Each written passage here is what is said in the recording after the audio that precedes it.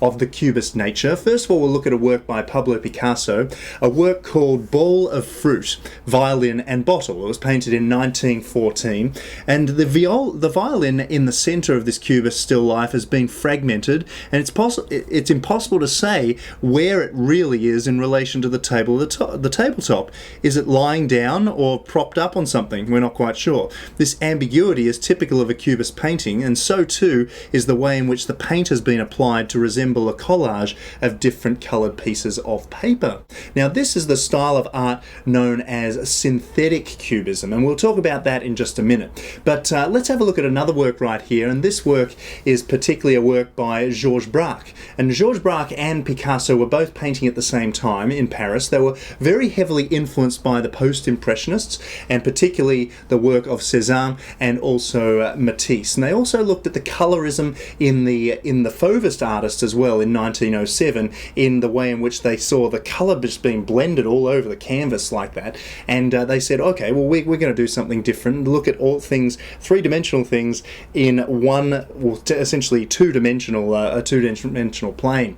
And so it was fantastic. But let's have a look at this work right here by Georges Braque. It's called Clarinet and Bottle of Rum on a Mantelpiece. You'll see this, as well as many other works, and in fact nearly all works of the Cubist period, were really heavily influenced by still life. And in fact, nearly everything is still life. In fact, all of the works draw from a still life tradition. And sometimes you'll even see works of a nature that they have of self-portraits or portraits. In particular, we're going to look at one in just a minute of Ambrose Villard. But let's look at this right here, Clarinet and Bottle of Rum on a Mantelpiece, 1911. Georges Braque and Cubists often used words or syllables in their paintings and collages, sometimes incorporating or painting text from real newspapers. Now, in this work, the word valse, which means waltz, reinforces the work's musical theme. RHU, that you can see right there in the middle center top, are the first three letters in the French word for rum. And the scroll shape in the right-hand corner could be a head or violin or violin of a violin or a cello, or it could be a part of the rum of the mantelpiece on which the clarinet and the bottle of rum are sitting. It looks as if Braque and his subject matter has exploded and then been flattened. So that's what I'm talking about. The egg being kind of damaged or splattered and then being flattened across the canvas. That's exactly what we're looking at in this work right here. Let's have a look at analytical cubism. And analytical cubism is exactly this. It was breaking things down. It was a breaking down of art.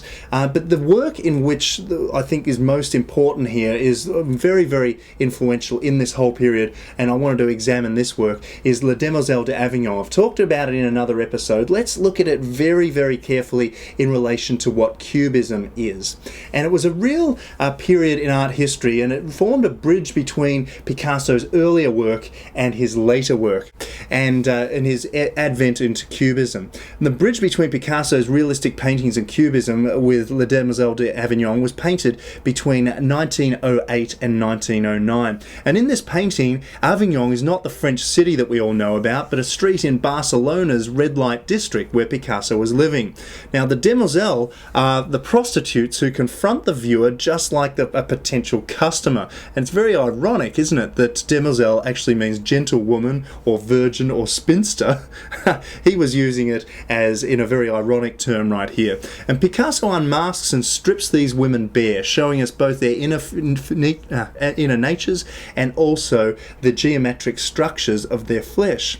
In 1906 and 07, Picasso discovered Iberian primitive art, and in Gauguin's primitivism as well, his Tahitian paintings, and also African art, which scholars used, which sailors actually brought to Paris from France's African colonies. And all these influences helped Picasso shape his new style, Cubism itself. Fantastic work, La Demoiselle d'Avignon. And notice how the faces or heads of the two figures on the right of La Demoiselle d'Avignon are actually more reductive and aggressive looking. In other words, they're just like African masks. And this suggests that with these two, Picasso has gotten closer to the instinctual ground floor of human nature. And one of their heads is even on backwards, just like swiveled around, just like in The Exorcist, for example. And it's very interesting that in this sort of artwork, Picasso was very heavily influenced by the work of Cézanne as well. Now, let's talk about analytical cubism. That's where art is broken down. Essentially, all sides can be seen. So, if you want to think about a table, you don't usually, if you look at a table, you could look at one side, you could look at it from one side, you could look at it from another side, you could look at it from beneath, you could look at it from on top. But what the cubists were looking to do with analytical cubism, and this was the first form of cubism, was to break it apart completely, put it together right there, and so you can see all different sides of that table. Synthetic cubism came later, and this is what we were talking about in the collage feature. This is where essentially the gluing or pasting of things back together. And you will have a look at this right here. We'll have a look at another Picasso work. The new style of cubism began with the first invention of the collage, and in this first collage right here, Picasso uses a work called Still Life with Chair Caning.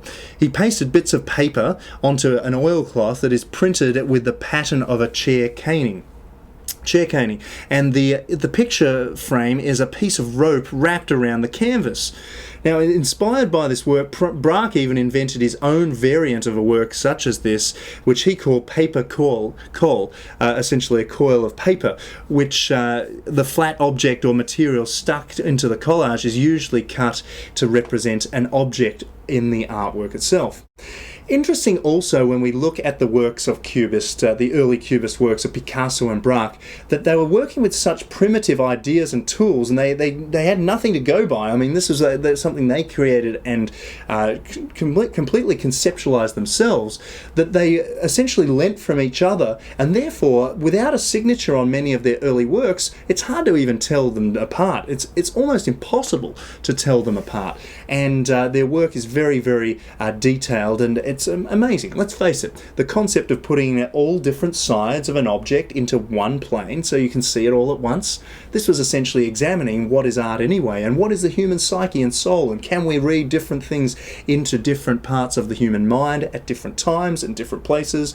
All these questions were being asked in the style and the works of Cubism. Cubism really changed the way art was looked at. It was really the first of the modern art movements, and it was when Picasso was really driving forward. Braque kind of stuck with it for a while. Picasso went further into many other art periods thereafter and influenced many other art genres as well. My name's Andre for BlankCanvasTV.com. We are changing the way you're seeing and experiencing art. Make sure you tune in for another episode where we'll talk more about other art periods, art history, art culture, and art life. See you on another episode.